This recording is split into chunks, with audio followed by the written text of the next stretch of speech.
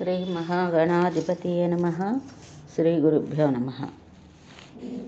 ఈరోజు భాగవతంలో విష్ణుకృత దేవీ యజ్ఞం గురించి చెప్పుకుందాం. వ్యాసమహర్షి దేవి యజ్ఞాన్ని లోగడ సృష్టి ఆదిలో విష్ణుమూర్తి చేశాడన్నావు కదా. సమర్థుడు జగత్కారణుడు అయినటువంటి ఆ విష్ణువు ఈ యజ్ఞం ఎందుకు చేయవలసింది? అతనికి ఎవరు సహాయం చేశారు? ఎంతమంది బ్రాహ్మణులు ఉన్నారు? ఎంతమంది వేదలైనటువంటి ఋత్విక్కులు ఉన్నారు? ఈ వివరాలన్నీ తెలియజెప్పు. విష్ణుమూర్తియే చేశాడంటే గొప్ప మాటే కదా. ఇది విన్నాక యజ్ఞం ప్రారంభిద్దాం అన్నాడు జనమేజయుడు వ్యాసుడితో. అలాగే చెబుతానంటూ వ్యాసుడు గొంతు సవరించుకున్నాడు. జన్మేజయ, శ్వేతదీపంలో త్రిమూర్తులు స్త్రీమూర్తులే జగదీశ్వరుని అర్చించారని చెప్పుకున్నాం కదా. మళ్ళీ తమ పురుష రూపాలను తిరిగి పొంది మహాసరస్వతి, మహాలక్ష్మి, మహాకాళి శక్తులను పొంది దివ్య విమానంలో మహార్ణవానికి తిరిగి వచ్చారని కూడా మనం చెప్పుకున్నాం. అప్పుడు ధరామండలాన్ని సృష్టించారు. దానికి ఆధారంగా జగదీశ్వరి నిలిచింది. అందుకే భూమికి ధర అని పేరు వచ్చింది. ఇందులో మధుకైటవులు మేధస్సు అంటే కొవ్వు కలిసింది కనుక మేదిని అనే పేరు కూడా భూమికి వచ్చింది.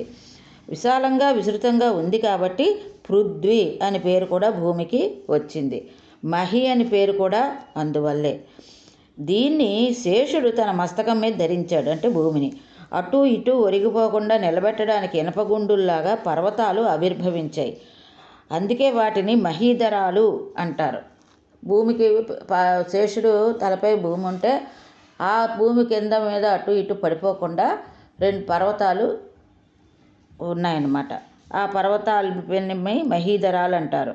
మణిమయ రత్నశృంగాలతో బహుయోజన విస్తారంగా బంగారు కొండను కల్పించింది జగదంబిక. ఆ పర్వతాన్నే మేరు పర్వతం అని అంటారు. మరీచి, నారదుడు, అత్రి, పులస్తుడు, పులహుడు, క్రతుడు, దక్షుడు, వశిష్ఠుడు అనేవారు బ్రహ్మదేవుడికి పుత్రులు. మరీచికి కశ్యపుడనే సుతుడు జన్మించాడు. దక్షుడికి 13 మంది పుత్రికలు కలిగారు. వారికి బహువిధాలుగా దేవతలు, రాక్షసులు జన్మించారు. అతి విస్తృతమైన కాశ్యప సృష్టి కూడా జరిగింది.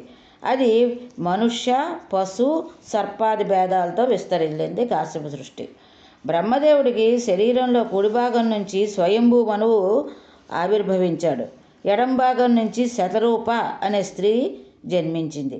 ఆవిడికి ప్రియవ్రతుడు, ఉత్తానపాదుడు అనే కొడుకులు కలిగాడు. మరో 3 అత్యంత సుందరాంగులు పుత్రికలుగా జన్మించారు. ఇలా బ్రహ్మదేవుడు సృష్టి జరిపి తన కోసం మేరుశృంగం మీద అతి మనోహరమైన సత్యలోకాన్ని నిర్మించుకున్నాడు. లక్ష్మీదేవితో కలిసి నివసించడానికి, క్రీడించడానికి అనువుగా విష్ణుమూర్తి అన్ని లోకాలన్నిటిపైన వైకుంఠాన్ని నిర్మించుకున్నాడు. ఇంకా శివుడేమో కైలాసాన్ని ఏర్పరచుకున్నాడు. భూతగణాలను సిద్ధం చేసుకుని పార్వతీ సహితుడై కైలాస పర్వతం శిఖరం మీద విహరిస్తూ ఉంటాడు. త్రివిష్టపము అనే స్వర్గాన్ని మేరు శిఖరాల్లో ఒకదానిపై నిర్మించి సురేంద్రుడికి నివాసంగా అందించాడు. సముద్ర మదనంలో పుట్టిన పారిజాతాన్ని, కామధేనువుని, 4 దంతాల ఐరావతాన్ని, ఉచ్చైశ్రవం అనే గుర్రాన్ని, రంభాది అప్సరసలను దేవేంద్రుడికి బహూకరించారు. ధన్వంతరి, చంద్రుడు కూడా క్షీర సముద్రం నుంచే ఆవిర్భవించారు. వీరు కూడా తమ తమ దేవగణాలతో కలిసి స్వర్గంలోనే నివాసం ఏర్పరచుకున్నారు. వీరంతా స్వర్గానికి ఆభరణాలు. దేవ, తిర్యక్, మనుష్ భేదాలతో ఈ సృష్టి ముప్పేటలా సాగింది. అండజములు, స్వేదజములు, ఉద్భిజములు, జరాయుజములు అనే 4 భేదాలతో జీవరాశి కర్మానుసారంగా సముత్పన్నం అయింది. సృష్టిని ఇలా జరిపి త్రిమూర్తులు తమ తమ భార్యలతో, తమ తమ నెలవులతో సుఖ సంతోషాలతో అనుభవిస్తూ వ్యవహరిస్తున్నారు. ఇలా ఉంటే ఒక రోజున విష్ణుమూర్తికి శ్వేతదీపము, మణిమండలపము గుర్తుకొచ్చాయి. ఆదిపరాశక్తిని దర్శించి స్త్రీభావం పొంది అర్చించి స్తుతించి దివ్యమంత్రోపదేశంతో పాటు లక్ష్మీదేవిని అందుకున్న నాటి సంఘటన స్మృతిపదంలో మెరిసింది. మహాదేవి యజ్ఞం చెయ్యాలని కోరిక కలిగింది విష్ణుమూర్తికి. బ్రహ్మ, మహేశ్వరులను, అష్టదిక్పాలకులను, వశిష్ఠ, కశ్యప, దక్ష వామదేవ బృహస్పతులందరినీ ఆహ్వానించి తన సంకల్పాన్ని తెలియజేశాడు. యజ్ఞ సంబరాలను పుష్కలంగా కల్పించాడు. శిల్పులను పిలిపించి మహావైభవం ఉట్టిపడేటట్టుగా సుమనోహరంగా, సాత్వికంగా, విశాలంగా యజ్ఞమండపాన్ని నిర్మింపజేశాడు. 27 మంది వేద విధులను ఋత్విక్కులుగా వరించాడు. వారి విస్తారమైన వేదికల్లో అంటే అగ్నికుండాల్లో అగ్నులను రగిలించారు. దేవీ బీజ సమన్వితాలైన మంత్రాలను పఠించారు, జపించారు. శాస్త్ర ప్రకారం హవిస్సులతో హోమాలు చేశారు. అప్పుడు అశరీరవాణి మృదుమధురంగా ఇలా వినిపించింది. హే విష్ణు, నువ్వు ఈ రోజు నుంచి దేవతల్లోకెల్లా ఉత్తమంగా అవుతున్నావు. బ్రహ్మాది సకల దేవతలు నిన్ను అర్చిస్తారు. మానవులంతా నీ భక్తులే అవుతారు. వారికి నువ్వే వరదుడవు. సర్వ యజ్ఞాల్లోని నువ్వు ముఖ్యుడుగా అవుతావు. యాజ్ఞికులు ప్రథమార్చన నీకే ఇస్తారు. దానవపీడలు సంభవించినప్పుడు సకల దేవతలు నిన్నే ఆశ్రయిస్తారు. వేదాలు, పురాణాలు అన్నింటా నువ్వు పురుషోత్తముడిగా కీర్తించబడతావు. భూలోకంలో కానీ ధర్మగ్లాని సంభవించినప్పుడు ధర్మగ్లాని అంటే ధర్మం తప్పినప్పుడు అన్నమాట, నువ్వే అవతరించి ధర్మరక్షణ చెయ్యాలి. నీ అవతారాలకు భూలోకంలో విస్తృతమైన ప్రాచుర్యం లభిస్తుంది. అందరూ వాటిని అర్చిస్తారు. నీ అవతారాలన్నింటా నా హంస నీకు సహచరునిగా ఉంటుంది. వారాహి, నారసింహి భేదాలతో నా శక్తి నీకు సర్వకార్య ప్రసాదిని అవుతుంది. ఆ శక్తి స్వరూపాలు సర్వాభరణ భూషితాలై, సర్వాయుధ దారుణాలై నీకు సహకరిస్తాయి. నువ్వు గర్వపడి వారిని ఏనాడు చిన్నచూపు చూడకు సుమా. వారంతా నీకు మహనీయులు, పూజనీయులు. జాగ్రత్త వహించు. భరతఖండంలో సర్వార్థప్రద అయిన శక్తి స్వరూపాలుగా వారు అందరి పూజలు అందుకుంటారు. వారికి నీకు అఖండ కీర్తి లభిస్తుంది. సప్త ద్వీపాల్లోనూ స్వర్గంలోనూ మీ కీర్తి వ్యాపిస్తుంది.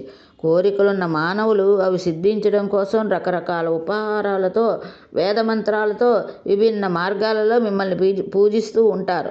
సంపద అభివృద్ధి పొందుతూ ఉంటారు. మధుసూదన, నువ్వు నేటి నుంచి దేవాది దేవుడవు అని అశరీరవాణి పలుకులు పలికింది. ఆ పలుకులను విని విష్ణుమూర్తి ఎంతో సంతోషించాడు. దేవతలంతా అభినందించారు. యజ్ఞం పరిసమాప్తి చేసి ఋత్విక్కులు సెలవు తీసుకుంటున్నారు. బ్రహ్మమహేశ్వరులు తమ నెలవులకు వెళ్ళిపోయారు. విష్ణుమూర్తి గరుడుని ఆరోహించి యజ్ఞశాల నుంచి తన మందిరానికి చేరుకున్నాడు. మళ్ళీ యథాపూర్వకంగా అందరూ తమ తమ విధులను తాము చేసుకుంటున్నారు. మునుల ఆశ్రమాల్లో ఈ వార్త చర్చనీయాంశమైంది. అందరికీ ప్రకృతి పట్ల భక్తిభావం చిగురించింది. అంటే ఆదిపరాశక్తి యొక్క పట్ల భక్తిభావం చిగురించిందనమాట. ఆగమోక్త ప్రకారంగా అందరూ శక్తి పూజలు ప్రారంభించారు.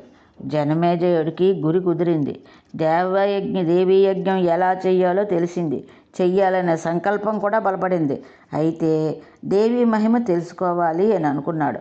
అది చెప్పి నా జన్మ పావనం చెయ్యి అని వ్యాసుడిని మళ్ళీ అభ్యర్థించాడు. మళ్ళీ వ్యాసుడు ఇలా ప్రారంభించాడు. ధ్రువసంధి అనే మహారాజు అయోధ్యకు రాజధానిగా కోసల దేశాన్ని పరిపాలిస్తున్నాడు. అతడు సూర్యవంశ సంభవుడు, పుష్పపుత్రుడు, ధర్మాత్ముడు. వర్ణాశ్రమ ధర్మాలను కాపాడుతున్నాడు ఈ ధ్రువసంధి. ప్రజలంతా ఎవరి వృత్తులు వారు సమర్థంగా నిర్ణయించుకుంటున్నారు. ధనధాన్య సమృద్ధులతో తొలతూగుతున్నారు. చోరులు కానీ, ధూర్తులు కానీ, లోబులు కానీ, మోసగాళ్ళు కానీ, కృతజ్ఞులు కానీ, మూర్ఖులు కానీ ఆయన రాజ్యంలో లేరు. అంజనం వేసినా కనిపించరు. అంత మంచి రాజ్యంగా ఏలుతున్నాడు. ధ్రువసంధికి 2 భార్యలు. ఇద్దరూ అందగత్తెలే, ఇద్దరూ విచక్షణలే. మొదటి భార్య పేరు మనోరమ, ధర్మపత్ని, పట్టమహిషి. రెండవ భార్య పేరు లీలావతి. ఇద్దరితోనూ కలిసి భోగభోగ్యాలు అనుభవిస్తూ సౌదాలతో, ఉద్యానవనాల్లో, క్రీడా పర్వతాల్లో, సరోవరాల్లో, దిగుడు బావుల్లో విహరిస్తూ ఆనందం అంచులు చూస్తున్నారు. మనోరమకు సకల రాజలక్షణాలతో పాటు పుత్రుడు ఉదయించాడు. అతనికి సుదర్శనుడు అని నామకరణం చేశారు. మరో నెలకి లీలావతి ప్రసవించింది. ఆమెకు మూర్తీభవించిన సౌందర్యంగా మగబిడ్డ జన్మించాడు. అతని పేరు శత్రుజిత్తు. రాజుగారు ఇద్దరిని సమాన ధర్మంతో, ప్రేమతో చూస్తున్నారు. పిల్లలు ఆడుతూ పాడుతూ ఎదుగుతున్నారు. ఇద్దరికీ చూడాకర్మలు అయ్యాయి. విద్యాభ్యాసాలు సాగుతున్నాయి.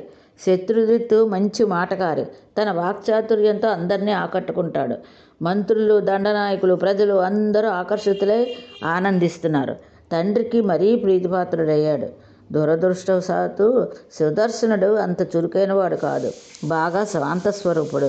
ఒక రోజున ధ్రువసంధి వినోదం కోసం వేటకు వెళ్ళగా గాఢారణ్యంలో ప్రవేశించాడు. క్రూరమృగాలన్నింటినీ సంహరించాడు. వేట రంజుగా సాగుతోంది. అంతలోకి ఒక బెదురు పొద నుంచి ఒక చండసింహం ఒకటి జూలు తులిపి ఆవలించింది. లేచి నిలబడింది. దిక్కులు పగిలిపోయేటట్టుగా విరగబడి గర్జించింది. రాజుగారు బాణం వేశారు. ఆ దెబ్బకు అది మరీ రెచ్చిపోయింది. తోక రెక్కరించి రాజుపైకి లంఘించింది. రాజుగారు చర్మనిర్మితమైన డాలు వంటిది ఎడమ చేత్తో పట్టుకుని కుడి చేత్తో కత్తి దూసి మరొక సింహంలా నిలబడ్డాడు. కసెక్కిన సింహం బంతిలా గాల్లోకి ఎగిరి పంజా విప్పి నోరు భీకరంగా తెరిచి భీషణంగా గర్జిస్తూ ధ్రువసంధి మీద పడింది. అంటే రాజుగారి మీద పడింది. చుట్టూ సైనికులు వందల బాణాలు వేశారు. గుచ్చుకున్నవి గుచ్చుకుంటున్నాయి, తప్పుకున్నవి తప్పుకుంటున్నాయి. సింహం మాత్రం రాజుపైకి దూకుతోంది. దగ్గరకు రాగానే రాజు కత్తితో పొడిచాడు. అది పంజా విసిరింది. ఇద్దరూ ఒకేసారి నేలకు ఒరిగిపోయి ప్రాణాలు విడిచారు. సైనికులు ఆహాకారాలు మిన్నుముట్టాయి. క్షణాల మీద ఈ దుర్వార్త రాజధానికి చేరింది. అంతఃపురం బావురు మంది మంత్రి, పురోహితులు హుటాహుటన అడవికి వచ్చారు. వశిష్ఠుడి ఆజ్ఞ మేరకు ధ్రువసంధికి అక్కడే అంత్యక్రియలు జరిపారు. దిగులుగా రాజధానికి చేరుకున్నారు. పెద్ద కొడుకు ధర్మపత్నీసుతుడు శాంత స్వభావుడు కదా అని సుదర్శనుని రాజుగా చేయడానికి సమాలోచన జరిపి ఒక నిర్ణయానికి వచ్చారు. అల్లుడి మరణ వార్త విని లీలావతి తండ్రి యుధాజిత్తు ఉజ్జయిని నుంచి సైన్యంలోకి అయోధ్యకు చేరుకున్నాడు. శత్రుజిత్తుకి బాసటగా నిలిచాడు. అంటే శత్రుజిత్తు తాత అయినటువంటి యుధాజిత్తు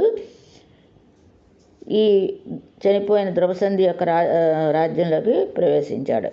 సుదర్శనుడికి అండగా నిలవడం కోసమని మనోరమ తండ్రి సూరసేనుడు కళింగ దేశం నుంచి సైన్యంతో బయలుదేరి వచ్చాడు. అంటే ఇద్దరు భార్యల తాలూకా తండ్రులు సైన్యంతో రాజ్యంలోకి ప్రవేశించారన్నమాట. ముఖ్యమైనటువంటి మంత్రి పురోహితులను సమావర్తపరిచి చర్చించారు. జ్యేష్ఠుడు ధర్మపత్ని సుతుడు కనుక నా మనుముడే సుదర్శనుడికే పట్టాభిషేకం జరగాలి అన్నాడు సూరసేనుడు. గుణాలను బట్టి, సమర్థతను బట్టి అర్హత కనుక నా మనవుడు శత్రుజిత్తుకే పట్టం కట్టాలన్నాడు యుధాజిత్తు. మొండిగా అడ్డంగా తిరిగి ఇలా వివాదం చెరవేగింది. తీర్చేవాడు లేడు. మంత్రులెవరూ మాట్లాడటం లేదు. యుధాజిత్తు సహనం కోల్పోయాడు. మంత్రులందరినీ తిట్టిపోశాడు. మీరంతా స్వార్థపరులు. చేతకాని సుదర్శన్ని రాజుగా కూర్చోపెట్టి ధనం పోచేద్దాం అనుకుంటున్నారా? బలవంతుడు, సమర్థుడు కనుక శత్రుజిత్తు రాజు అయితే మీ ఆటలు సాగవని భయం. ఇదిగో మీ అందరికీ ఇదే నా హెచ్చరిక. అన్ని అర్హతలు ఉన్న శత్రుజిత్తు కాదని, జ్యేష్ఠుడు కదా అని సుదర్శనకు పట్టం కట్టారో జాగ్రత్త. మహాసంగ్రామం జరుగుతుంది. ఖడ్గదారతో భూగోళాన్ని చీల్చి 2 మొక్కలు చేసేస్తాను. మీకు దిక్కుని చోటు చెప్పుందరు కానీ మీరెంత, మీ బలం ఎంత అని యుధాజిత్తు ప్రజల మీద దాడి చేశాడు.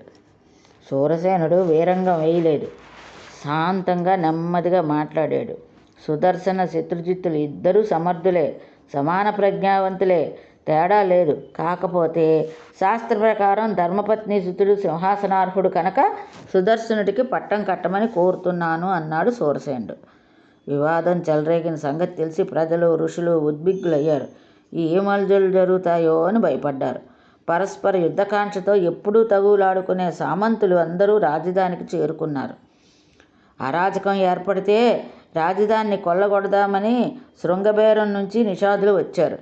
చుట్టుపక్కల దేశాల నుంచి చోరులు గుంపులుగా వచ్చారు. అవకాశం దొరికితే అల్లలు సృష్టించి ప్రజలను దోచుకుందామని పొంచి వాళ్ళు చూస్తున్నారు. అయోధ్య అంతా ఎవరో ఏమిటో తెలియని కొత్త మొహాలతో కిటకిటలాడుతోంది. సమర్థం ఇబ్బంది ముబ్బడిగా పెరిగింది. సేనలను మోహరించి యుధాజిత్తు ధనుర్ధారి అయి నిలబడ్డాడు. వీరసేనుడు క్షాత్రధర్మం పాటిస్తూ సేనా సమూహంతో యుద్ధానికి అయ్యాడు. పరస్పరం బాణ సృష్టిని కల్పించుకున్నారు.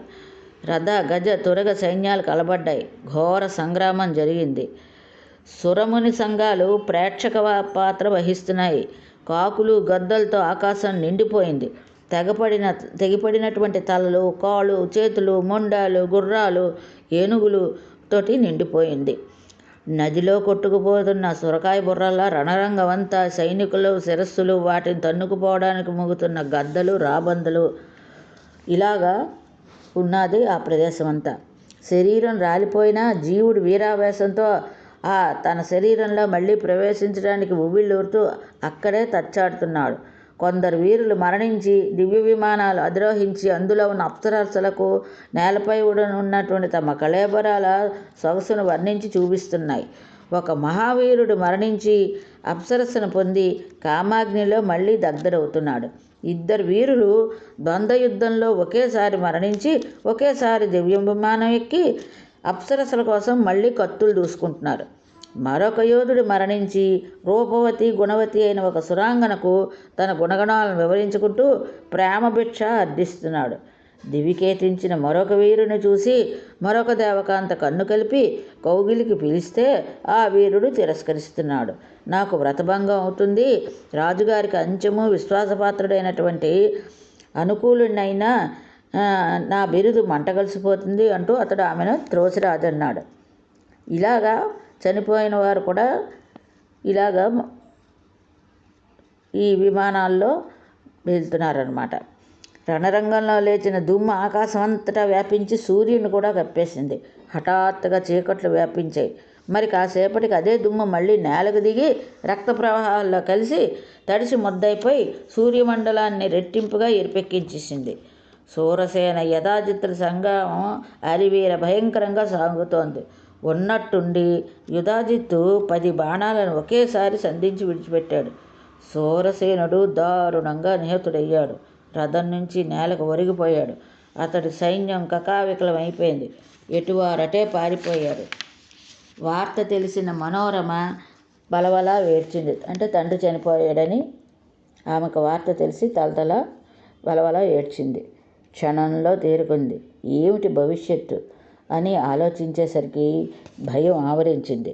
రాజ్యలోభంతో యుధాజిత్తు తన తండ్రిని చంపినట్టే తన కొడుకును కూడా చంపేస్తాడని అనిపించింది. ఏం చేయాలి? అక్కడికి వెళ్ళాలి. భర్త మరణించాడు, తండ్రి మరణించాడు, కొడుకు పసిబాలుడు. ఏం చేయాలి? ఏం తోచటం లేదు. ఎంతటి వారికైనా వశీకరించుకుంటుంది ఈ రాజ్యలాభం. ఎంత పాపిష్టిదో కదా, ఎన్ని దారుణాలైనా చేయిస్తుంది. ఎంతటి పాపానికైనా ఒడిగట్టిస్తుంది. చిచ్చి, తల్లిదండ్రులు, సోదరులు, గురువులు, సౌజన్యులు, బంధువులు ఎవరినైనా చంపించేస్తుంది. అభక్షభక్షణం, అగమ్య గమనం అన్నీ చేయించేస్తుంది. ధర్మాన్ని తుంగలో తొక్కేస్తుంది. ఈ అయోధ్య పట్టణంలో నాకు సహకరించే వాళ్ళు ఎవ్వరూ లేరు. ఎవరిని నమ్మి ఎవరి పంచం చేరి సుతుని కాపాడుకోవాలన్నా ప్రమాదమే. వీడిని కాస్త యుధాజిత్తు చంపేస్తే ఇంకా ఈ లోకంలో నాకు దిక్కెవరుంటారు? నా సోదరి సవితి అయినటువంటి లీలావతి ఇప్పటిదాకా స్నేహంగానే ఉంది, కానీ ఇప్పుడు ఈవిడికి ఈ వైర వ్యాధి సోకింది. నా పుత్రుడి పట్ల దయావతిగా ఉంటుందని నేను అనుకోను. యుధాజిత్తు రణరంగంలోంచి నగరానికి వచ్చాడంటే ఇక నేను పారిపోవడానికి కూడా ఉండదు. నన్ను నా కొడుకును పట్టి బంధించి కారాగారంలో పడేస్తాడు. చరిత్రలో ఇటువంటి కథలు ఎన్ని వినలేదు. ఇంద్రుడు అంతటి వాడే లోపానికి లోనై మాతృగర్భంలో ప్రవేశించి పుట్టబోయే సోదరుని ముక్కలు ముక్కలుగా నరికేశాడు. ఈ ఇక్ష్వాకు వంశంలోనే వెనకటికి ఒక రాణి తన సవితికి గర్భవిచ్ఛేదం కోరి విషయం ఇచ్చింది. అదృష్టవశాత్తు ఆవిడ బతికి బయటపట్టింది. పుట్టిన కొడుకు గరణముద్దతో సహా పుట్టాడు. సగరుడయ్యాడు. కైకేయి రాముణ్ణి అడవులకు పంపించింది. జ్యేష్ఠుడి విరహాన్ని భరించలేక దశరథుడు మరణించాడు. కాబట్టి యుధాజిత్తు కానీ లీలావతి కానీ నన్ను, నా కొడుకుని క్షేమంగా చూస్తారనుకోవడం, బతకనిస్తారనుకోవడం వట్టి వెర్రితనం. నా కుమారుడికి పట్టం కట్టాలని సమాలోచనలు జరిపిన మంత్రి పురోహితులైనా ఇప్పటి పరిస్థితిలో నా పక్షాన్ని నిలుస్తారా? అవసులు ఈ పాటికే యుధాజిత్తుకి వసులైపోయి ఉంటారు. ఇది ఈరోజు భాగవతం. ఇంతటితో స్వస్తి.